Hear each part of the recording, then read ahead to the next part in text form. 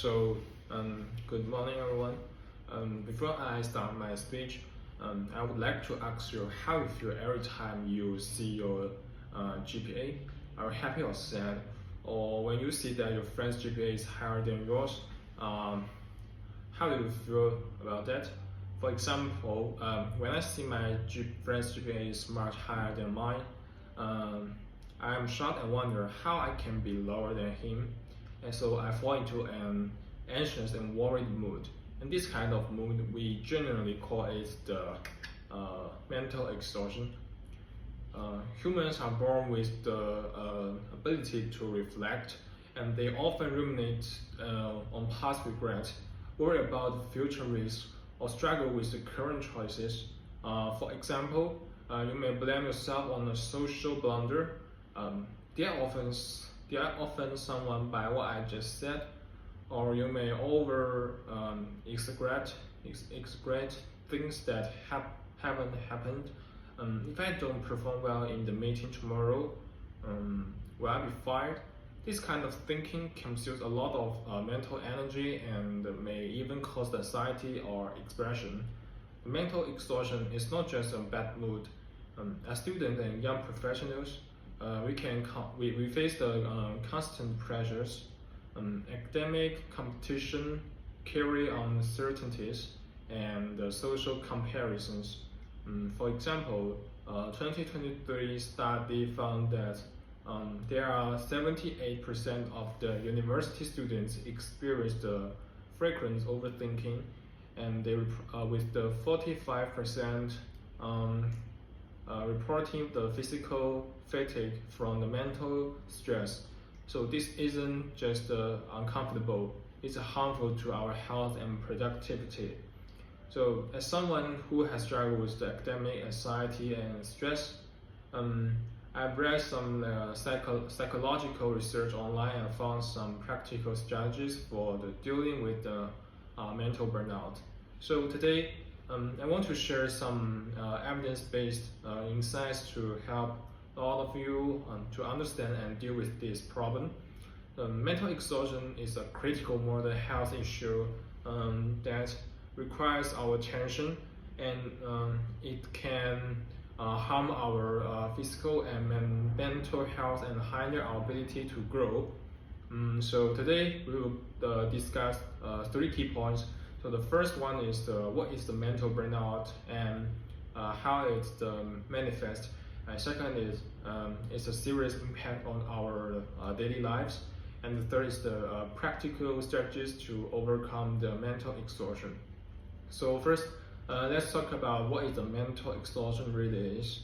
The mental exhaustion we often refer to as a burnout.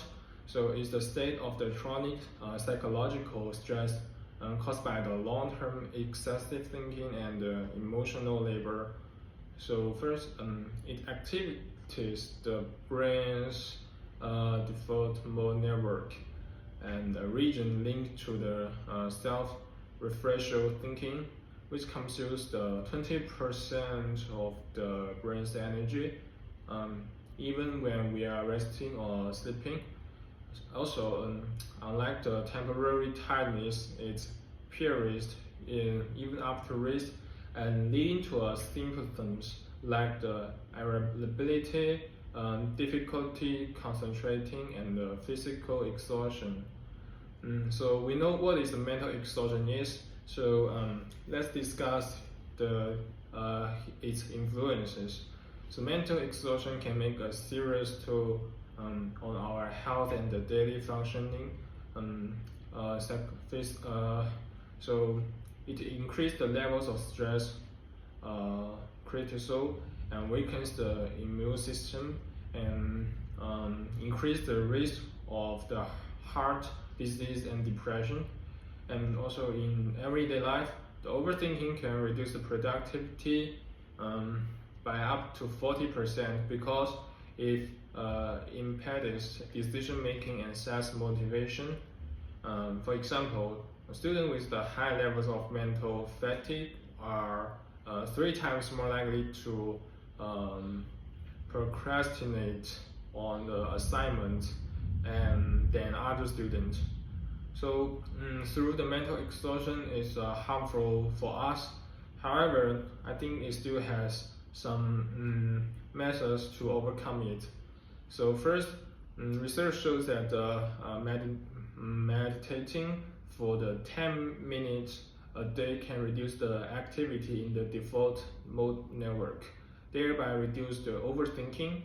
Also, learn to differentiate between the controllable and uncontrollable worries. As the physiologist, the M. Morin suggested, we ask yourself, will this matter in a year? If not, just let it go.